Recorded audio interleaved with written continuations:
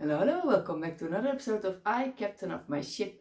Today I like to talk about a story that a nanny told me about a child from 5 years old. It's a boy who wanted an apple and did not get it because they just ate one, and then he stole an apple from the store. So how did she respond? And I like to tell this how she responded to this child, because it's something that I'm teaching, and that's why she gave this story back to me. She said, "This has happened, and I can see that the things that you're teaching are really working. Thank you so much. It really helped me in this situation." So I thought, oh, I really want to share this story with you so that you can also get inspired for your situation, because I know every situation is different, but to lift each other up, that you look into possibilities, that it is possible to solve situations like this. First of all, I like to give a little bit background. This nanny, she was walking with this 5-year-old child to a petting zoo. And when they were walking, they were eating an apple, and she also brought cucumber with her for later. And then so they could eat it when they were at the petting zoo. So she brought these healthy snacks to eat together. And when the apple was gone, they all ate the apple. Then the boy said, "I want another apple." And the nanny said, "Well, I can see that you like to eat an apple, and we just ate our apple. So I don't have an apple anymore, but I have cucumber if you want." So she gave another option. She said, "I don't want cucumber, I want another apple." And she said, "I can understand you want an apple, I can see that, but I have cucumber, so no, that's the boundary, not another apple. There is cucumber." And then he got angry, he got really upset. This child of 5 years old, she said, I was like, whoa, you really want an apple? I want an apple. And he ran into the store, he slipped through her fingers, he ran into the store, got an apple, and ran outside to her again and he showed her the apple and said, "I want an apple." So she said, okay, good. He's really upset right now. He really wants this apple. And of course, grown up, the people around her were watching her and the situation. So she was there looking at this child, being angry at her, she being a nanny, and of course, it's like, okay, what to do now? And then she said, okay, I remember your words, Petra. I remember them. First, recognize the emotion. So I said, I can see and name it. So that's what I did. I told this boy from 5 years old, I can see that you are really angry. And then she accepted. It was the third step. I can see that you're angry, and I understand that you're angry, and you really want an apple.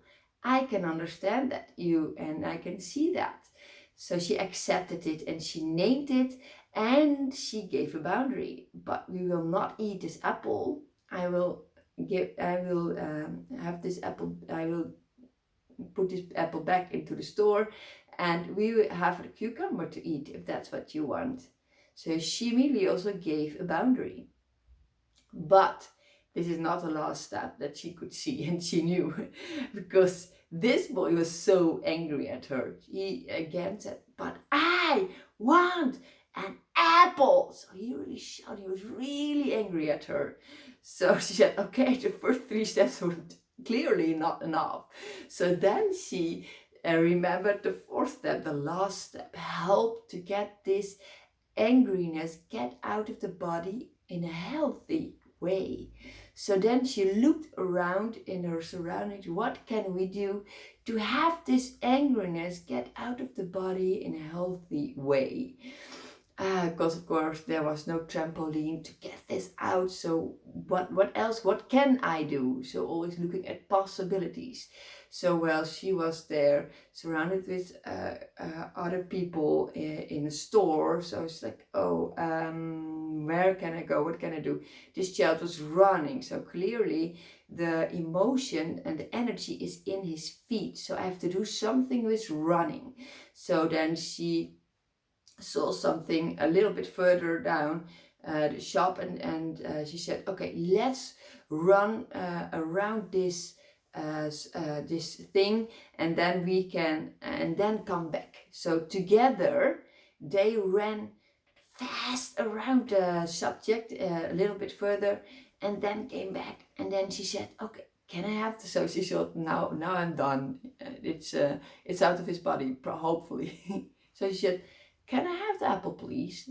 And he said, no. Okay, so she said, okay, clearly it's not out of the body yet. It's a lot of energy, this angriness. So I have to make sure that we will run another round. So she said, okay, let's run another round together. And then they ran another round together and came back. And she said, can I have the apple, please? No. And he held the apple very tight, and he said, no. He was still so angry. So I said, okay, still a lot of angriness in his body. Okay, let's get this energy out of the body. Okay, let's run another round together. And then together they ran another round. And then they came back the third time, and she asked, can I have the apple now, please? And he said, okay, and gave the apple to the nanny. And she said, thank you so much for giving this apple back to me. And then she walked into the shop and put the apple back where it belonged. And they both, and she was so happy that it was solved without fight or shout or whatever. So it was solved in a positive way with clear boundaries. And it was, as she said, she was so happy that it was solved. And then when they were at the back, they were leaving the shop, then she said, okay, let's see who's the fastest at this point. And then they ran together to make sure that the lost energy was also out of the body. And they had a wonderful time together. And when they were in the petting zoo, petting rabbits and other animals, then he also asked, can I have an apple now? And she said, I do not have an apple anymore, but I do have cucumbers. So setting boundaries all the time, and all of a sudden he said, okay, let me have this cucumber. And then they ate the cucumber together. So just by being clear and having set boundaries, and just recognize the emotions that comes with it, this nanny helped solve this problem. And I must say, I really think it's a very good story. Thank you so much for telling this story. This nanny told me, and yes, I'm happy to hear that the things that I'm teaching are working in real life. So I have respect for this nanny, how she solved it, and how she was able not to feel judged by the other adults around her.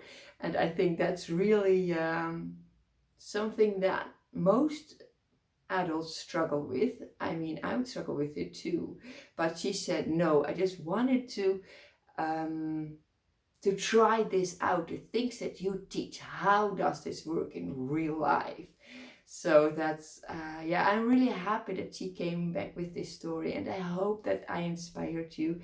So I know that every story is different, every child is different, every situation is different. But if you look at the possibilities that are available there, then I know that you will always find a solution. I trust in your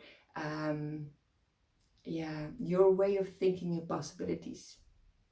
And I hope that I have inspired you.